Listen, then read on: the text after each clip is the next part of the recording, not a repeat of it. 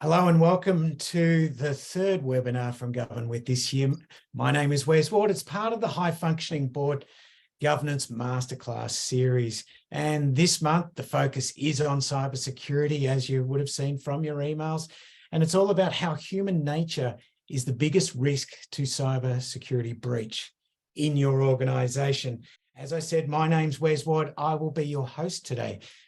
My role at Govern With is growth and partnerships, but we're especially privileged to have on the call today one of Australia's leading cyber security experts, Michael Parrant from Aon. And of course, everyone knows Fee Mercer, the governance expert from Govern With, and we'll get through to her details in a moment. But today, we just wanted to reflect and welcome Michael Parrant to today's webinar. He works at Aon Insurance. He is client director and cyber insurance practice leader for 10 years.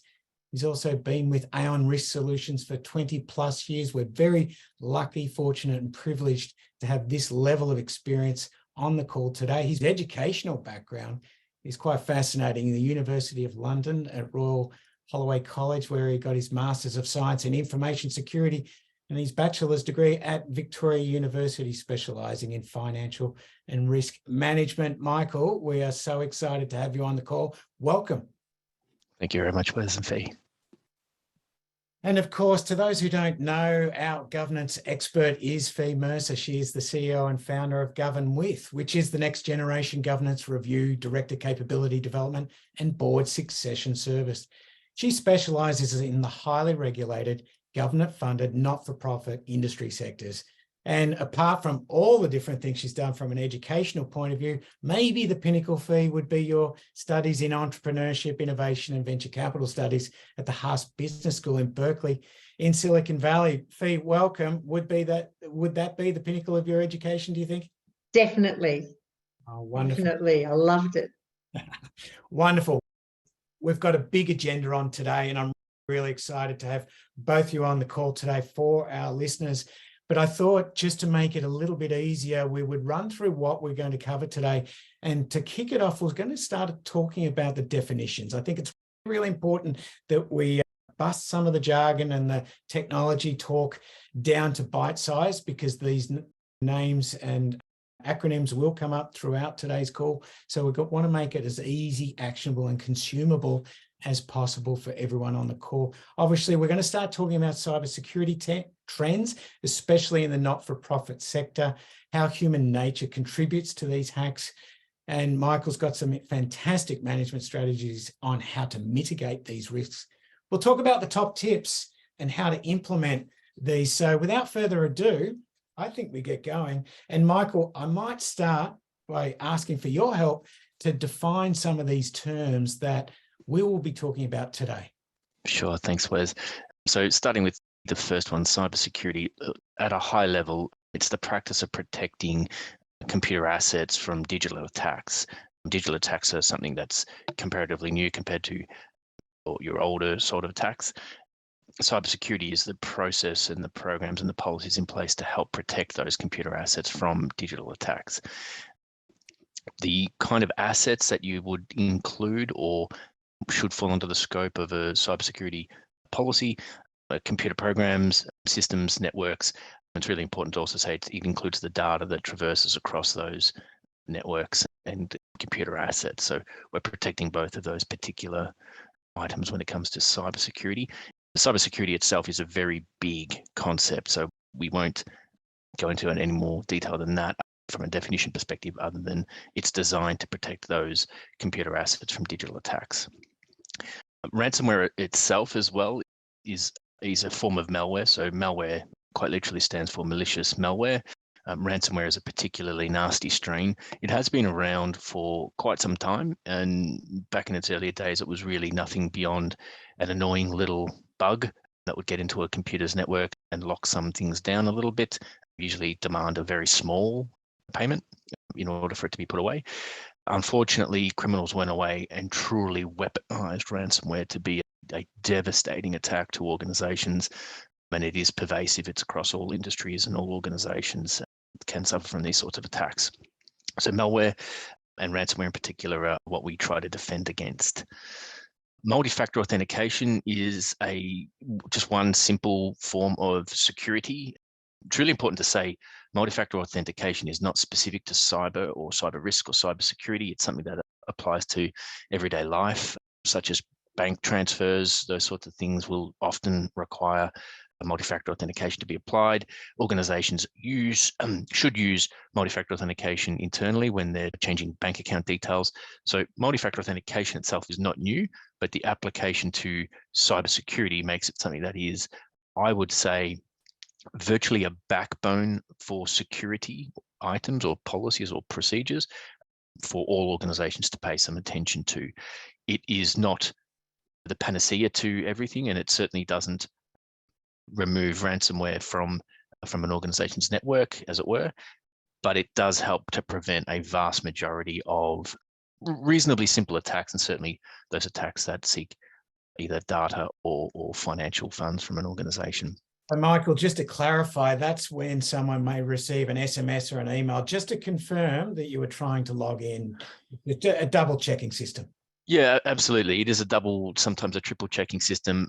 Really importantly, what multi-factor authentication is, to be very clear on this, the best type of multi-factor authentication is a separate communication to the one for which you've requested the change. So to be clear on that, if you send an email off internally to your HR department to change your bank account details, you should expect a phone call or a text on a separate communication line, one that is pre-approved and known. It is not absolutely foolproof. There are some attacks that circumvent multi-factor authentication, but if you boil it down to it, it's a pretty basic solution that can remove a vast majority of attacks. Thank you. So a data breach itself, quite simply, it is where some data that should be protected and housed by the organization unfortunately falls out of control of the organization. It could be a simple piece of paper that's left on a train. That is technically a data breach if it has something on it which is certainly sensitive, right through to what we've seen in the media more recently around some major data breaches involving some extremely sensitive data and information. So hopefully there's not too many disputes around what a data breach is, but it could be one simple piece of data right through to literally terabytes of data. Brute force attack is a type of an attack that criminals will throw against organizations. Long and short of a brute force attack is it's a password, or it's an attempt to breach a password within an organization. These sorts of attacks are usually automated. They fire literally hundreds and hundreds of thousands of passwords at a particular point, and eventually hoping that the password that the criminal's using will crack the control and gain access to the thing that's being protected by passwords. That's why passwords are incredibly important, but they need to be very long and they need to be complex.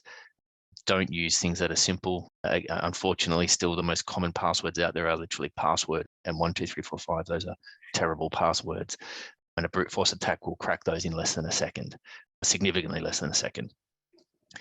Phishing is another sort of attack. It's usually a communication that's sent by email or text saying, hi, we just want to update your details, or hi, this is your bank. We just need to get some more information from you. Please click this link. And what it's designed to do is harvest credentials from the person who clicks that link, who provides that data to the source. These sort of phishing attacks have become extremely compelling. It is very easy to fall victim to them now, certainly when a criminal is really ramping up the professional components of the phishing attack. It is purely designed to look like a legitimate communication received from someone. It could be something as innocuous as, hi Wes, it's Michael here, looking forward to doing the presentation with you tomorrow. Here's an updated deck that I'd like for you to use. And lo and behold, as simple as that, a legitimate looking communication with an embedded malware of some description, and all of a sudden Wes's entire computer system could be compromised. So phishing attacks are particularly nasty because they can be quite devastating. They can open the door to implementing ransomware attacks and other things as well. The final one on the list here is a remote desktop protocol. So what that is, it's a protocol that allows remote access to particular computer assets, servers, data source, data banks, whatever it may be. But it allows the user to access these things remotely. So if you go back only a handful of years ago, my organization, maybe I couldn't gain access to my company data outside of my corporate environment. It was ring fenced to the corporate environment. As we all moved through COVID, a vast majority of people started getting access to their assets remotely, and remote desktop protocol allowed that communication. So what I think probably we should just cover off on what a protocol is as well when we talk about cyber. A protocol is a set of rules and guidelines for communicating. So it's usually a recipe on how to engage with this particular item. You follow those particular rules and it gains you access to what you're trying to use. That's what a protocol means. So remote desktop protocol quite literally means gaining access remotely and using a protocol to achieve that.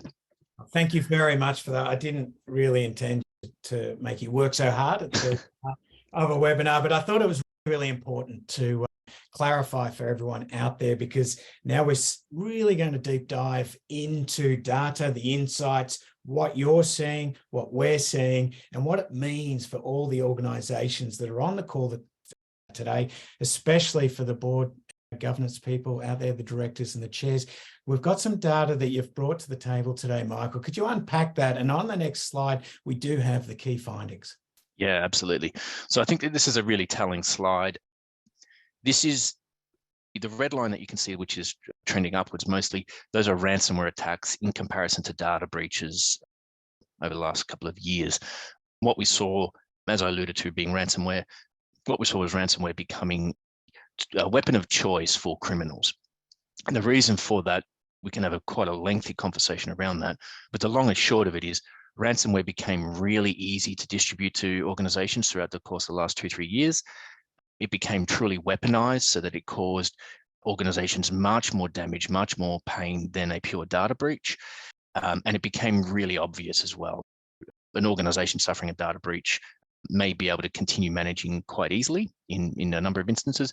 A ransomware attack will cripple systems, making them inoperable. So from a criminal perspective, it was really important because they would get greater returns on their investments. And the red line just shows how that trend upwards was quite significant over the last couple of years. That happened to coincide with very roughly the premium increases, I would say. Again, insurance is typically a backwards-looking rearview mirror approach to claims and losses.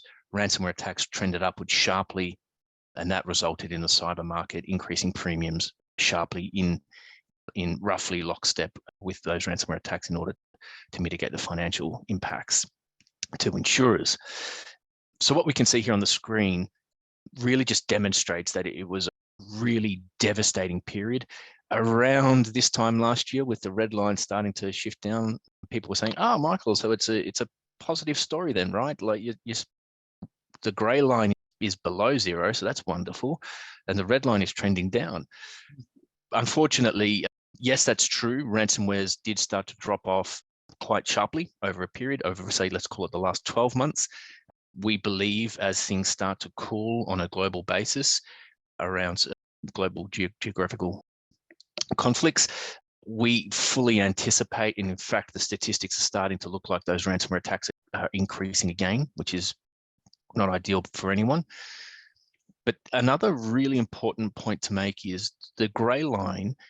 There's still a lot of data breaches that are out there. And over, I think, about the last 2 years, from an insurance perspective, the two single biggest paid insured losses were pure data breaches that didn't involve any ransomware attack at all.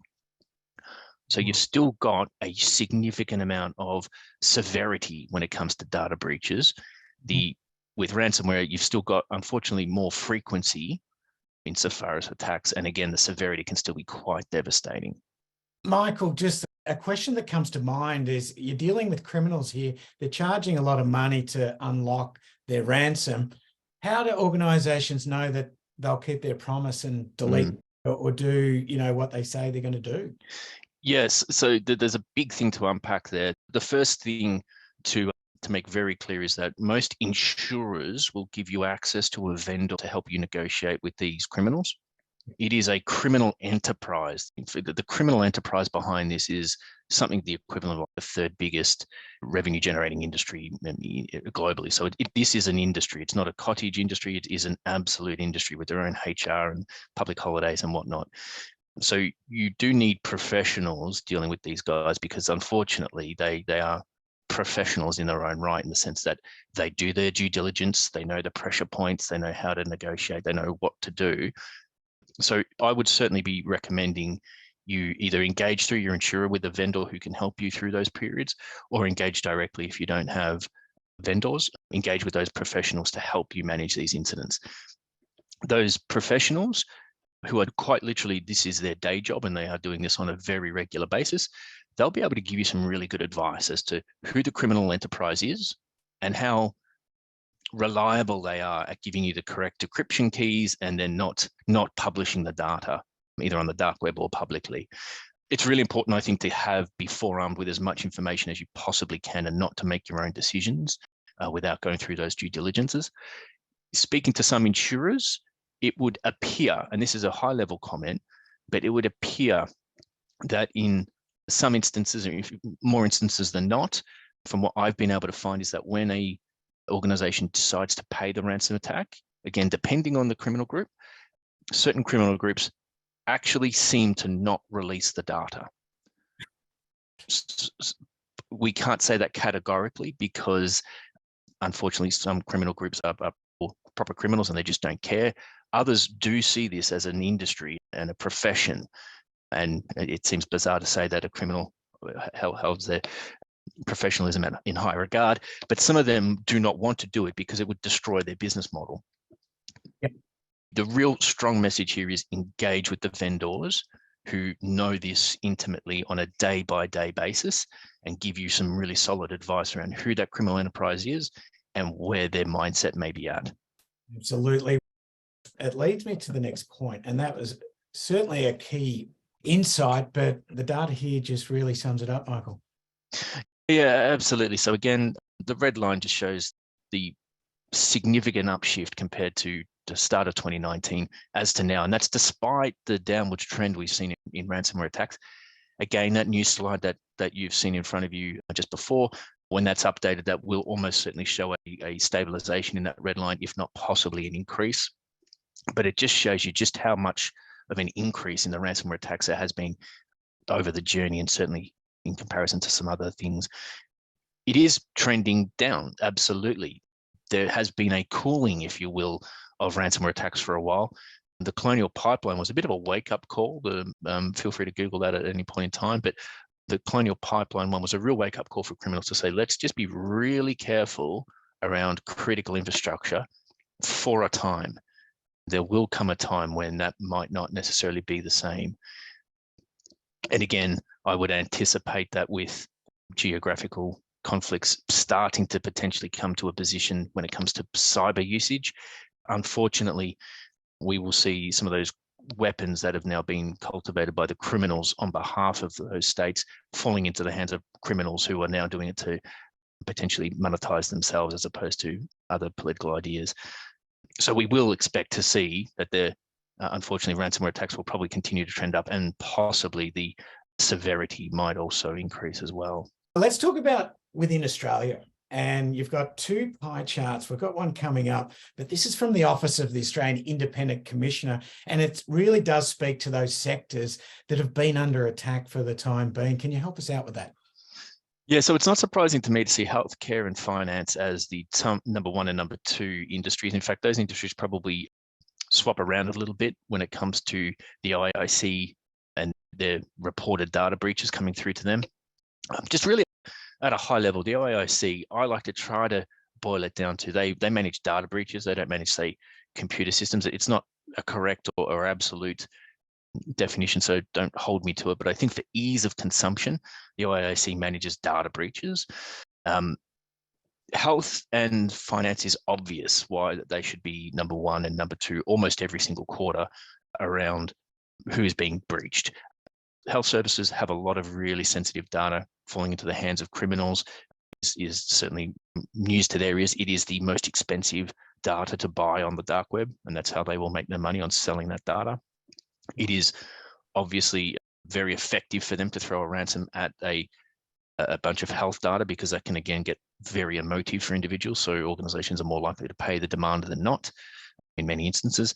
And similar with finance, there can be some really interesting information that a criminal can get their hands on, potentially look to mimic an individual and maybe create finances on their behalf and use that money for their own purposes, leaving the individual, unfortunately, none the wiser until someone starts knocking on their door saying, "Why did you buy a Ferrari? Can we have it back, please? You haven't paid your loans on that."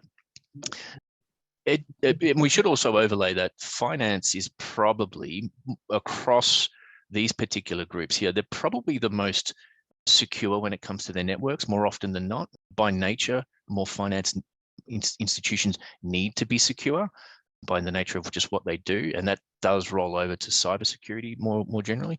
But again, 24% of the breaches being involved in finance just shows how many attacks are really happening in that particular industry. Healthcare, many other industries still have, unfortunately, a very long way to go with security. And unfortunately, health, who have that really sensitive data, will continue to be attacked probably for a very long time. So ideally there, the message again is security and preventative measures as much as possible. And the very much can be same for the education sector as well. Education in particular, networks are usually quite porous by nature, allowing a lot of access. But if they're not managed in really clear and present way, they can lead to a lot of data breaches, unfortunately. That's a key takeout for today, Michael. Thank you for that, is that health data is the most valuable on the dark web. I think that's a really important point for everyone to consider, given that a lot of our clients are in the health sector, and this just shows you the priority that the criminals are putting on it. The Australian Cybersecurity Centre, this is the amount of reported incidents. We'll quickly flick through this one before we move on. Yeah, we won't spend time laboring on this one, but again, on the previous slide, I suggested that the IAC was more data-driven. The ASCS, again, just for ease of consumption, I say is more network attacks as opposed to the pure data breach. It's not perfect, but I think it's just an easy way to look at it. No surprise at all to see government number one, and quite largely number one. And then government, again, from the state and local territory, over 50% of those sorts of incidents are government related. All you need to do is just think of why certain organizations, enterprises, and even state actors are coming after government. They have a lot of really interesting and sensitive data. And again, a disruption there would be quite catastrophic from a network perspective. So no surprises at all there. Happy to chat on that slide separately if you'd like, but I think it's really telling. Government is certainly in the focal point when it comes to computer compromises. And I think also on top of that, if you look outside the government, both state and federal, the next significant network is healthcare and social assistance, and also education and training, which is a core part of our audience today. So it's just, once again, it's a reminder that these sectors are on the radar and that their data is considered valuable, and so they're going to be a high priority target. Yeah, absolutely. So speaking of targets, why is not-for-profit a target? I think it's a nice segue into that point. Yeah, so just with the topic of that, why is not-for-profit a target? Just want to try to dispel some myths around that. There's very few organizations or industries that are a specific target. I'm going to say that in the sense of, you don't see a criminal waking up one morning and go, I had a bad incident with a not-for-profit, I'm going to attack them. It might happen here and there, but it's not how the criminals think. In a vast majority of instances, there are automatic scanning tools that these criminals are using. The bot will come back with an IP address and a vulnerability, and that's where their inquisition and work really starts. Potentially the human element then starts kicking, going, who is this? Who is at the end of this number? I'll then go in and find out. And what kind of attack? When I say scanning, what I mean is they'll use some external sources to scan the internet, scan the perimeters of these IP addresses that they find. And what do they get reported back? What will come back is that there is an RDP, if you recall our conversation earlier, there's an RDP that hasn't been updated, or there's an open position on this RDP, and I can gain access to that. Criminals then get in and do what criminals do, and they do a lot of recon these days. So they'll figure out who the enterprise is and then look to find out how they can cause the most harm to that organization by collecting sensitive data, whatever that might be, and then looking to apply whatever particular ransom they're looking to attack or shut down the network or whatever they're looking to do there.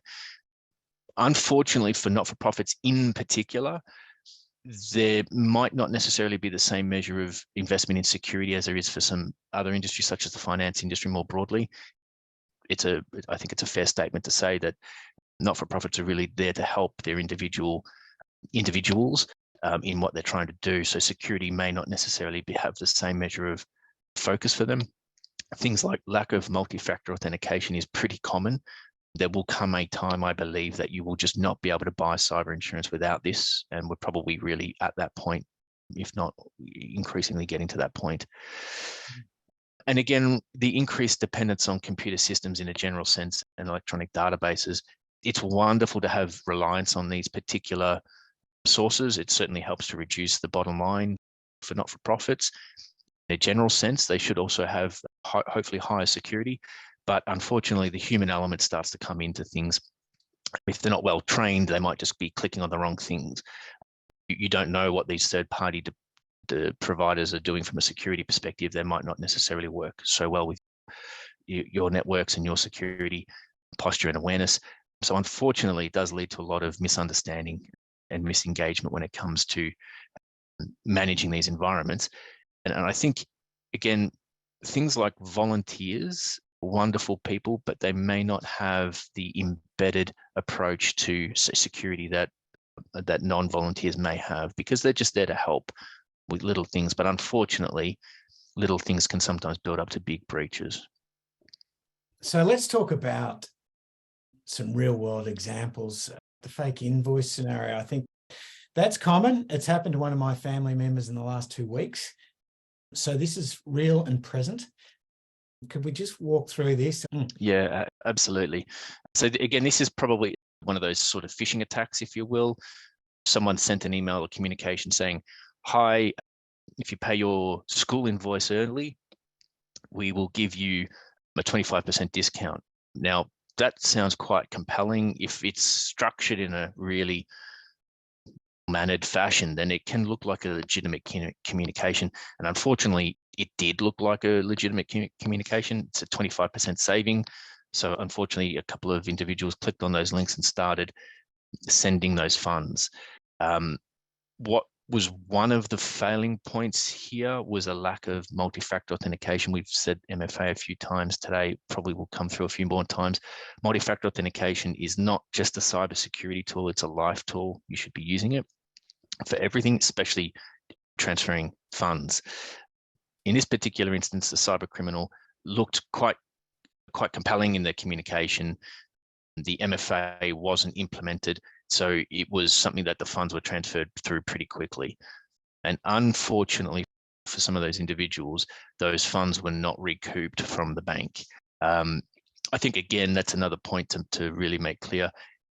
If there isn't some negligence at the end of the bank, you've got to start really considering, is that going to be something that a bank will reimburse? It's increasingly a problem. It's a huge industry. And unfortunately, I think we will find more and more individuals will bear the brunt of those issues. I think, to your point, Michael, the cyber criminals are incredibly skillful, not just at technology, but at psychology. And so their ability to reflect a staff member's tone, communication methods in an email, fully branded for that organization, makes it very difficult for an unsuspecting recipient to really think that there's anything wrong with this. Once again, MFA login credentials hacked by a senior administrator, a lot of problems to occur. Tell us about I can't really even pronounce this. I saw it. I had to look it up, to be quite honest. But we've got a lot of health organizations on the call. Yeah, sure. So this is the Ryuk ransomware variant. So again, we've said ransomware once or twice today. There are plenty of different types of ransomware variants. Ryuk is one of them, and it's one that focuses a bit more specialist on healthcare, as it were. Again, it would have been injected into this organization from probably something as simple as hi, click this link or check this PDF. This is an invoice, check this PDF. Things can look legitimate when they come through in an email. You could construct an attachment that looks genuine, like a Word document, but when you open it, it does something much unintended. And unfortunately, for this particular organization, when they did access that particular file, it would have been the ransomware variant was triggered, and unfortunately, that does shut down systems. So systems being shut down for, say, myself is not great, but can you imagine computer systems and potentially the operating floor being shut down, quite literally postponing elective surgeries and otherwise, and potentially having to ship patients to other hospitals in urgent fashion? That is exactly what happened here in this particular scenario. And you are quite literally taking an intangible issue, intangible being computer systems being shut down, inoperable, and you are making it a real world issue where people's lives are quite literally on the line. And you could imagine, I could totally imagine a healthcare organization paying a ransom really quickly because people's lives are on the line. So having some potential legislation coming through that potentially may make ransomware demands illegal, I think is quite dangerous, because I don't see how you could prevent a criminal being paid if it was going to save someone's life. I don't think it's a very binary conversation. I don't know whether Eastern paid the demand in this instance or not, but one of the things that they could have done is had really good incident response plans. They possibly did, but I think that's something that we really need to hone in on. I think we need to do much more on incident response planning, testing and training, and having really effective backups as well. Yeah, I've got nothing more to say until we look at, some of the audience would have heard about the Newcastle Grammar scenario, but there'll be a lot of people that haven't. And I remember speaking to you offline around this, and I was horrified at what I was hearing, how crippled an organisation is. And you've spoken really to the point about it's not an IT issue, it's a core business issue. And if you can't do surgery, or you can't even open the gates of a school, this is incredible disruption. Let's talk about the extortion attempt. Yeah. So unfortunately, similar story, this organisation, institution, was hit with another ransomware attack, and the extortion attempt was, as suggested, was $1 million. So for any school, $1 million demand is probably not something that they have in the back pocket ready to pay any day of the week. The other thing to also stress is criminals, they do their due diligence. They know as best they can what your pressure points are and what's the right number that they can get out of you for a quick and easy transition, so that they can move on to the next target, because they have quotas to meet, unfortunately. So I think the comment here, we were naive, I think can be applied to a vast majority of organizations. And my sympathy goes out to everyone with this, because we've had this IT evolution over the last 20 years where it has become a critical business enabler. We've also had cybersecurity budgets that have started to increase and start to match to the potential threats and criticality of those assets. But I think as a global position, we're still behind where it needs to be. And unfortunately, IT sometimes may not get all of the security budget or implementation of budget that they need in order to stay across these threats. So you might, on the face of it, feel like you've got great IT security, but it really just takes one or two minor things to be done wrong. And a criminal whose day job is to find those holes and weave some havoc will take advantage. I think the point here as well is really helpful. And I believe all of this is public. I believe there was a really good YouTube episode on this, so I'd encourage everyone to watch it at some point. But the cyber assessment was completed 3 months earlier. So again, they had some validation of their IT systems and security possibly needed to be uplifted. And in between, the criminals have unfortunately taken advantage of that. It crippled their IT systems. It's all very well and good to think, well, it's just IT, we can get it up and running. The truth of the matter is it takes longer than everyone thinks. And even once the IT systems are up and running, there's a difference between IT being up and running and enterprise being up and running. That takes a lot longer. And reputation, once it's lost, can be much, much harder to win back. And Wes, to your point, they literally couldn't open the front gates. That's how critical IT is to our daily lives now. So again, the key learnings there are quite straightforward. Get IT advice. I think if you've got an issue like this, whether you've got insurance that enables some of the access to these vendors or not, you want to know who these vendors are, who can help you when the chips are down. Who do you call? What do you do? What are your steps? And that goes back to the earlier comment around incident response planning and testing and training. Get it right, know who you need to call in an event and drill it a few times, not once, not twice, repetitively. You should be cycling through an approach of mitigation, assessment, transfer, and then quantify what your particular risks are. Michael, just a question without notice for 30 seconds. If we click on a link accidentally, what is the immediate action they could take? Should they turn it straight off, turn off the internet? What could they do? Yeah, I'd be calling IT immediately. Sometimes it'll be benign. Sometimes it'll be caught in filters, so you don't need to pull the plug immediately, but I'd be calling IT really quickly. If you see something going wrong, if you click a link, if you get a link from a friend, what I do as a general rule is if someone sends me a link, even if I know who that person is, at least on email, I won't click the link. I'll go to the root source. I'll open up a search engine and I'll type in what it is, and then I'll figure out what it is. Might take me a couple of extra seconds. But I think that's infinitely better than clicking links. It's not a perfect solution though. But if you do click one of those links, get your IT team, your security team to quickly check and assess. Sometimes pulling the plug out will help, sometimes it won't. Sometimes it's already running through the network. Yeah, it would be always best to put the balloon up really quickly and say, something is wrong with my computer. Can you look at it now? Thank you very much for that.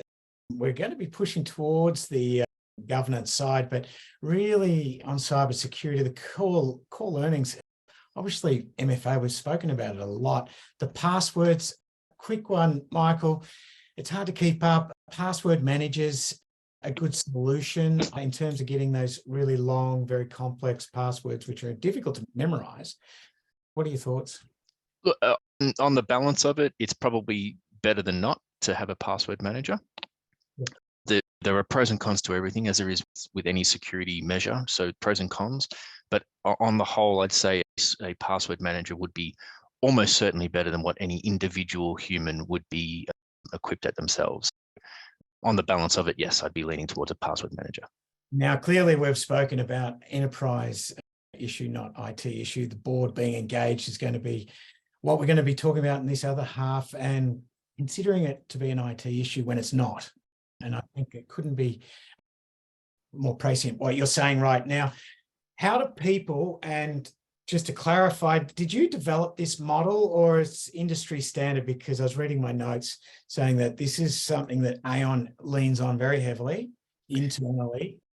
Let's run through the management strategies on how to mitigate this before we start talking about the implications for the board and governance strategies.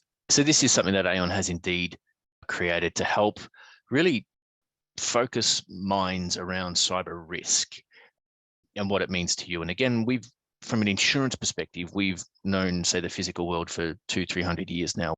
We're pretty good at the physical world. We know how much it's roughly going to cost to have to rebuild a building.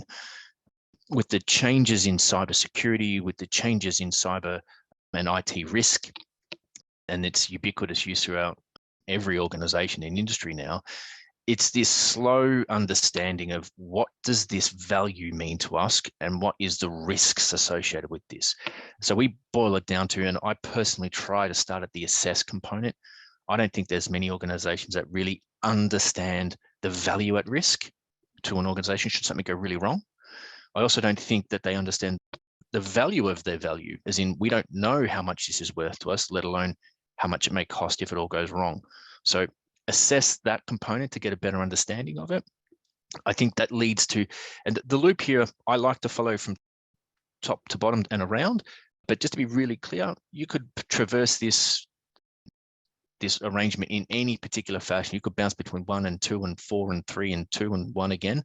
But I just think holistically, starting in a nice iterative approach from my perspective, start at the assess, move to the mitigate. So now you understand the value at risk. What controls do you have to mitigate the likelihood of of one of those events happening, which give rise to the value of being at risk. There are insurance transfer options. That's what transfer means. There are contractual options available to you as well. Really importantly, I want to drill home that you can transfer some of the risk, but you can't transfer the responsibility. If you've got data, it's your responsibility. So always keep that in the back of your mind. And then really importantly, the recover. You've got to assume you're going to have an incident.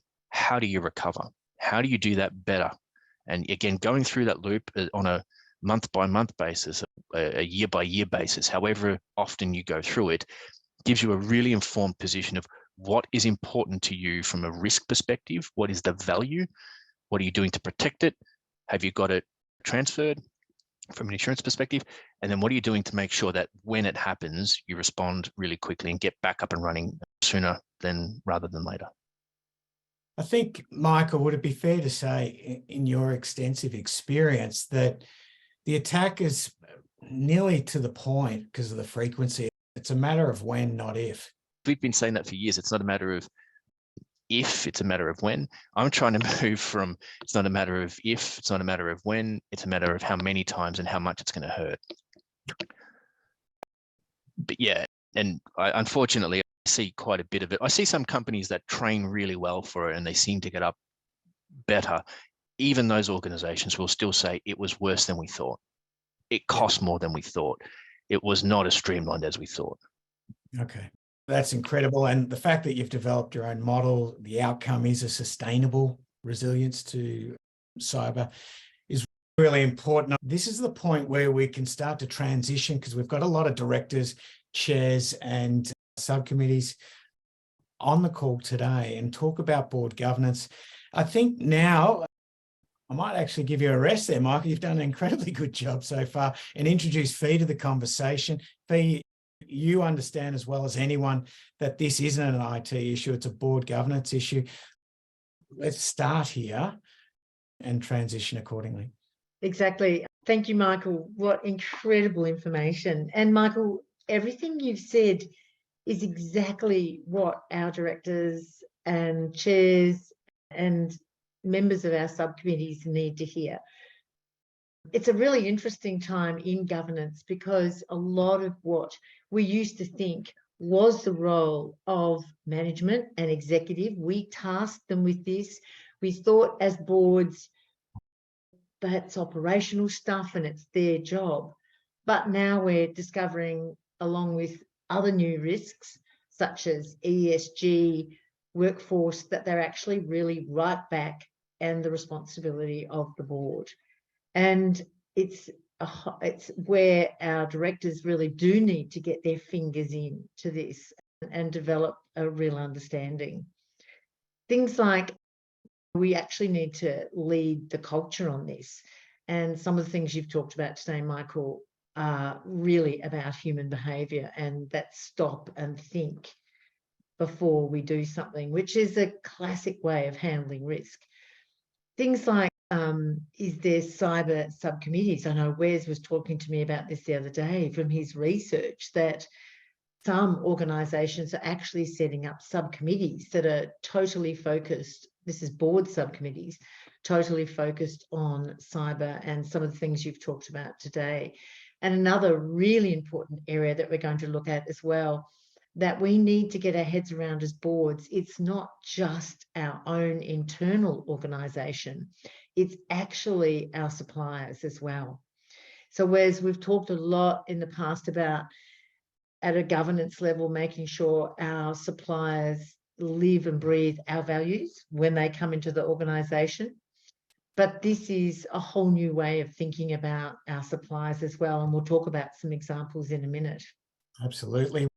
Before we do, I think it's really important for those who haven't come across the Govern With product and platform, we have a lot of insights and data into director skills and capabilities within our client base. It is within Australia. And this slide talks to the capability gaps at the moment, but we will go to the strength slide in a moment. But it's very important to highlight where we are as a directorship community in our understanding of ICT. Could you help us unpack this a little bit, please, Fee?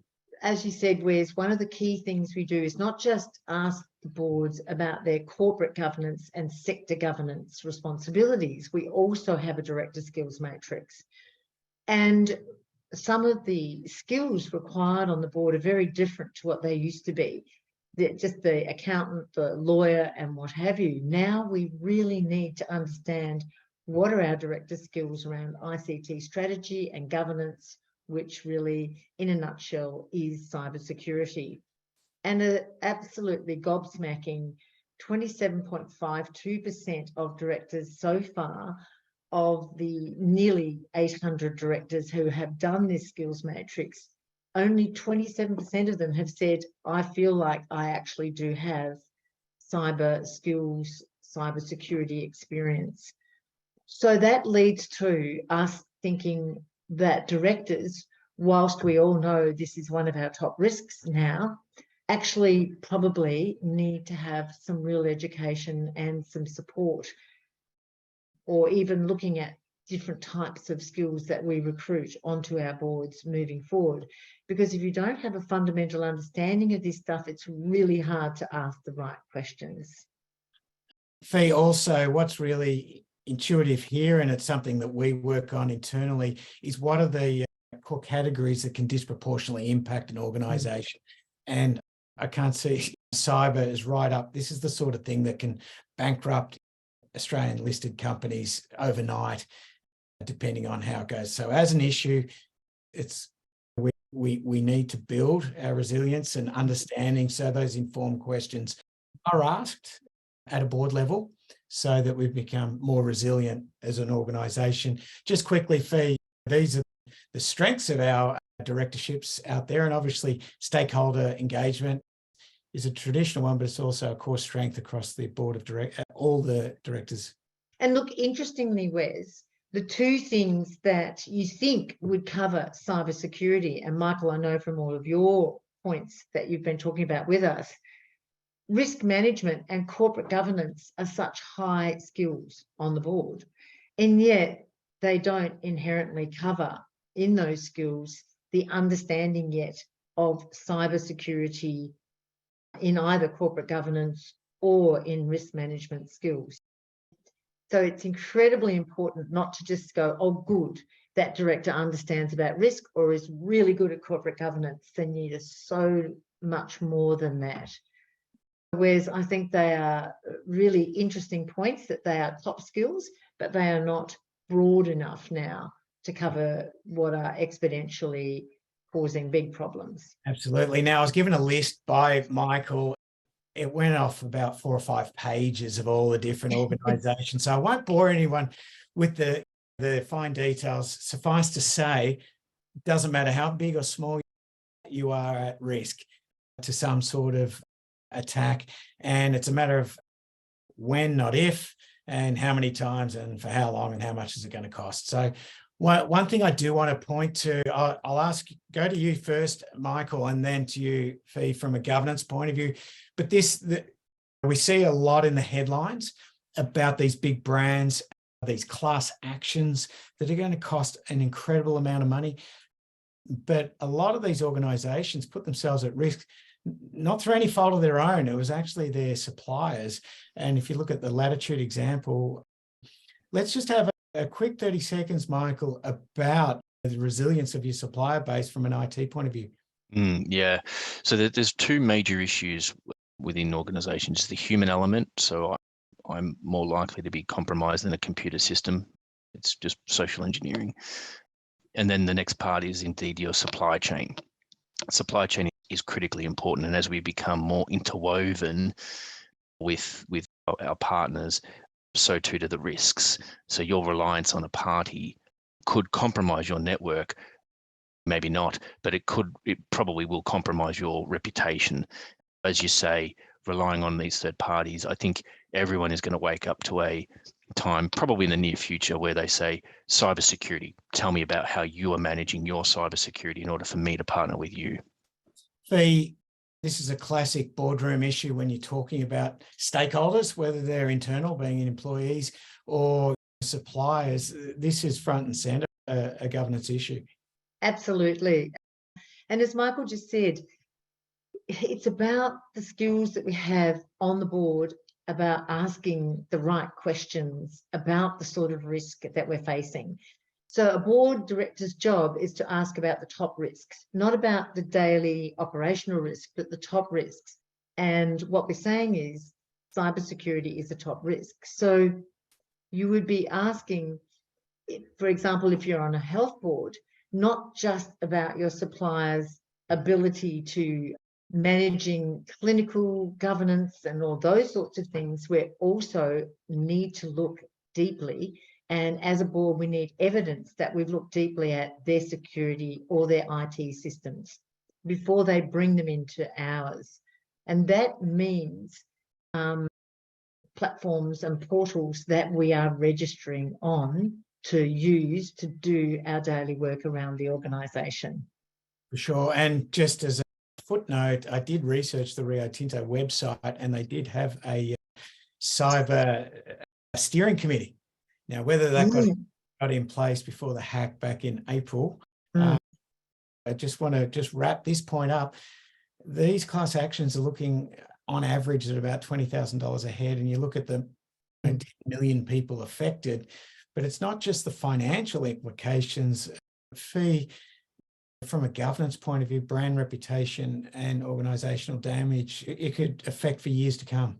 Exactly. It's incredibly hard to recover from. And this comes to the point that Michael brought up earlier before, that we really need to do scenario planning. One of the key roles of a board and the subcommittees that are doing the work on behalf of the board need to bring to the board some key areas to do scenario planning. And part of that scenario planning is managing risk. And that risk is around reputation and brand damage. It's incredibly difficult to come back from. So what that means is, before we do things moving forward, we need to have a much broader due diligence plan. And the questions that we ask in due diligence and the delegations that we give to our executive need now to be broader from the board. We need to bring those templates back in, and we need to start adding more things to them so that we can try to be preventative. We're going to round out with some top tips, and I might just share them to start with. I'm going to let you kick off straight away, Michael. Know who you're trying to protect. I think it sounds obvious, but people have got to wrap their heads around this. Point one. I think personally that's the starting point. It's not number one for any other reason other than it's know what you are trying to protect. Know what you have, what data you've collected, who you're providing that data to, and who might want that data. And that starts to, I think, inform everything else. So really important, I think, is to know what you've got and what you're trying to do with it. For adopting a recognised standard for management and board oversight of cybersecurity. I think this speaks to things like your risk appetite and tolerance statement. I think we need to go back and revisit them. I don't think we cover this. Your risk appetite and tolerance statement is all about implementing our strategy and what are the huge risks that are going to jump up and make us fail our strategy and not live our purpose and values. And we need to sit down, executive and boards, and revisit this, because what we've realised today is probably moving forward, some of our biggest costs are going to come from cybersecurity and those areas. Michael, a target state of cybersecurity, setting one, what does that mean? Well, know what you want to build and how you're going to get there.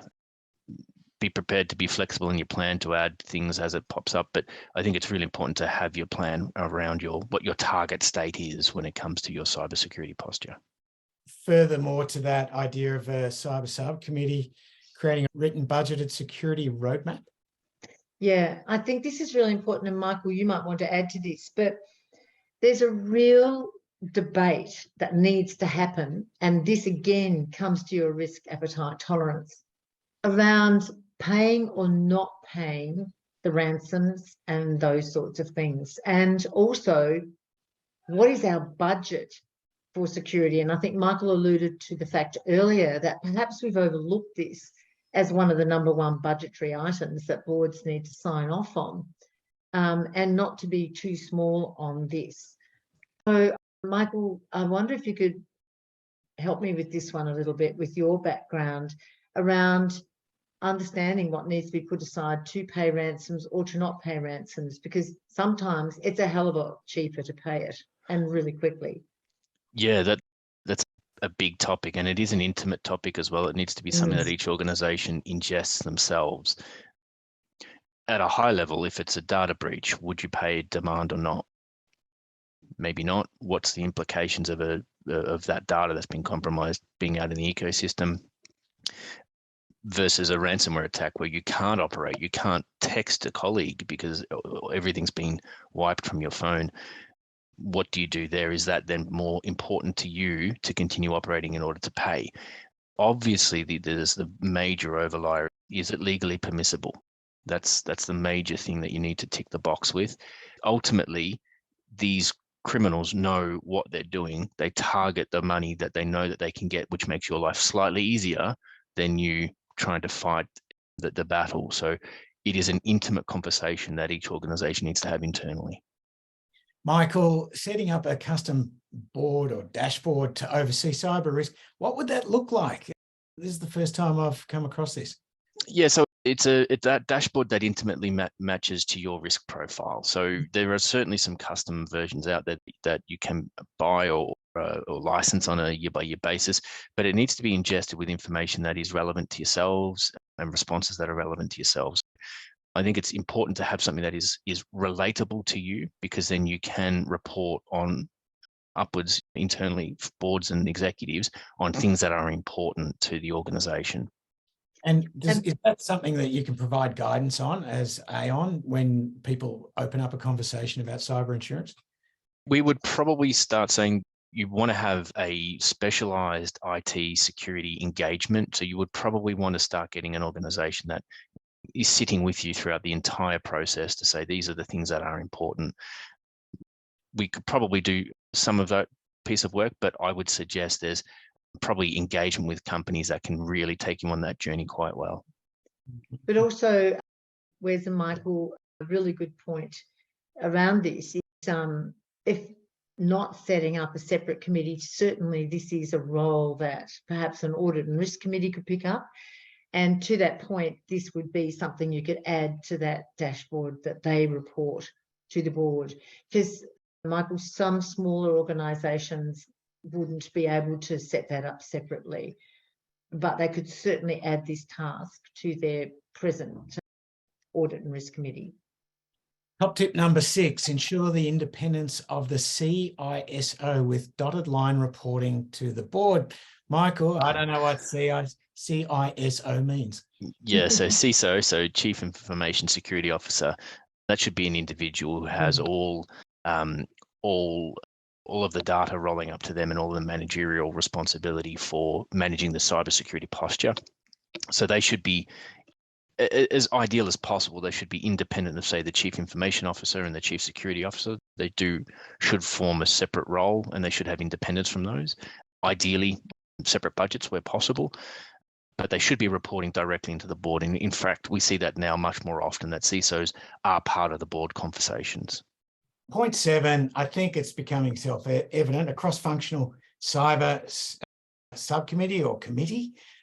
We're obviously seeing the need for that, so we won't dwell on that, but conducting penetration testing to simulate advanced attacker activity. That would be role play simulation there, Michael, would be quite pertinent. Yeah, so that would be outsourcing that as well to a third party to say, we've built a box, break into the box. Depending on what you were trying to achieve, again, when you know what you're trying to protect and you've implemented your plans, you then say to a third party, I want you to try to break into that box that we've just made to protect this important information or this important functionality. Give us a report on how you go, and then look to implement some improvements. Right. And top tip number 9, policing third-party vendors across your work. It is IT, but gee, it's governance 101 really, isn't it? Absolutely. And I think we've covered off on that before, where we talk about we need to actually broaden the questions and the due diligence we ask before we take third-party vendors on.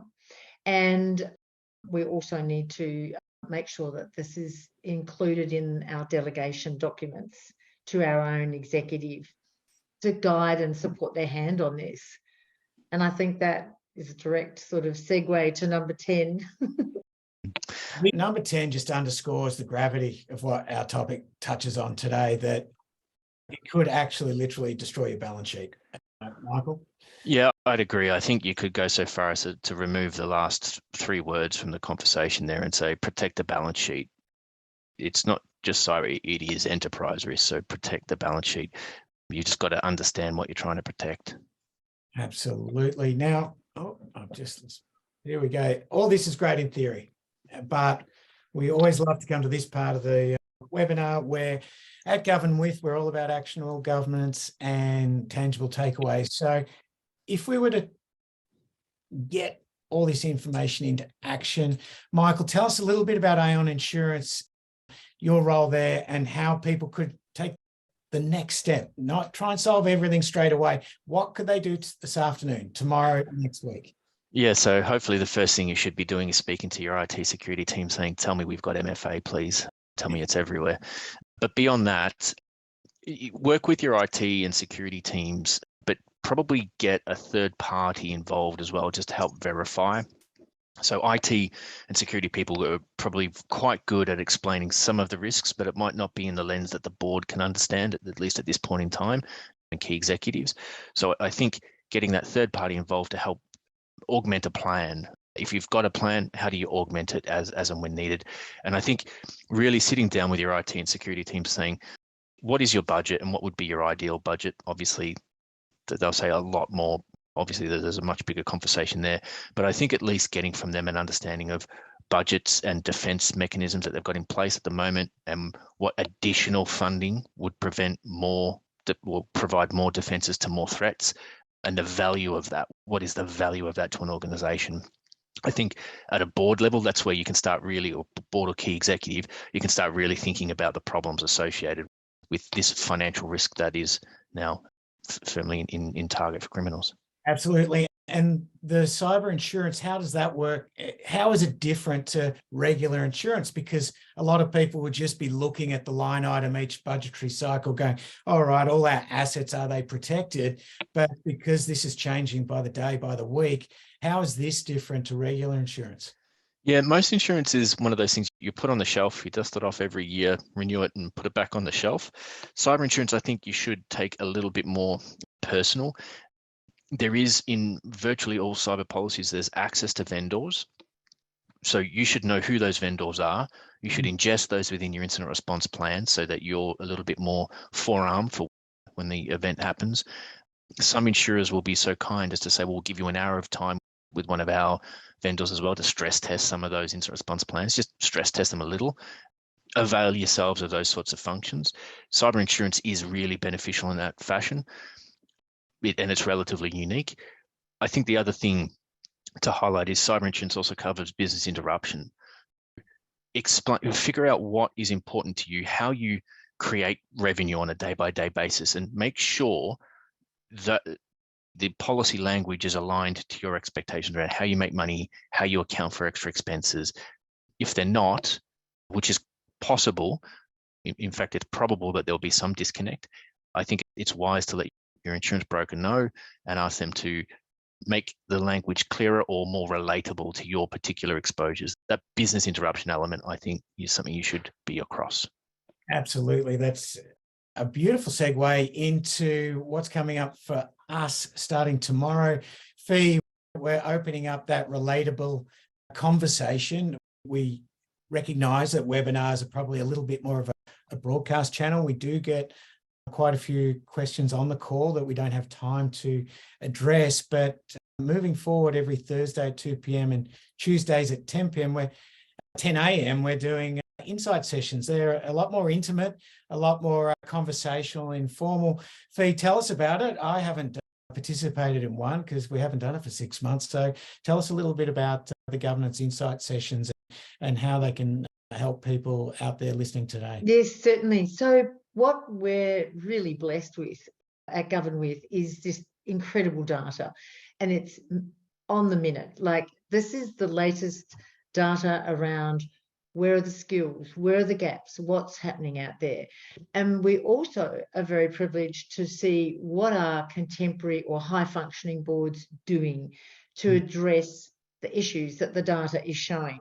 And we love running these insight sessions, and we love inviting our present clients and those who aren't our clients to come along, and we do a little presentation about what's the data saying, what are some of the top organisations doing to address these issues, and then we open up to questions and we all get to have a good chat together.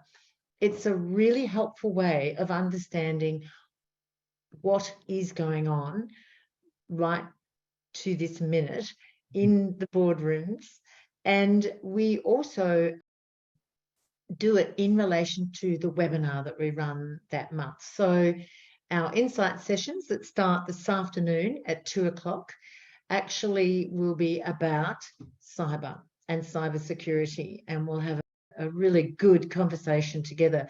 So Wes, how can people who are on this call right now link and come to that if they want to this afternoon? They can go to our brand new website. It's at governwith.com/insight-sessions. And I'll make sure that it goes out to everyone to register for that. But once again, governwith.com/insights-session. We can't wait to have people on the call. It's very informal. It'll be fun. It's data driven, but more importantly, you get your questions answered. And there may be just things that you didn't want to ask in a greater forum. I think today is a really great way. If you'd like to come on, you have the time. It will be on the following Thursday as well, and next Tuesday if you can't make it today. But we would really love people to bring their questions after such an amazing webinar today, an incredibly informative webinar.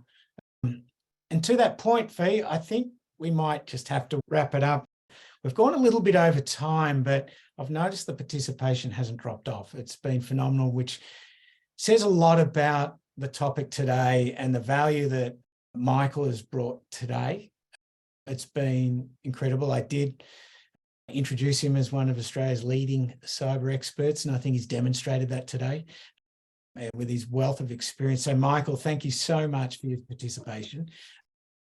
I think what you've shared today is going to help a lot of organisations, at least just open up that conversation at board level, thinking about establishing cyber subcommittees and all the necessary mechanisms that need to happen so boards ask those informed questions and build up their resilience. Without further ado, I think we'll wrap it up. So thank you for your participation. My name's Wes Ward. Govern with. Have a great day.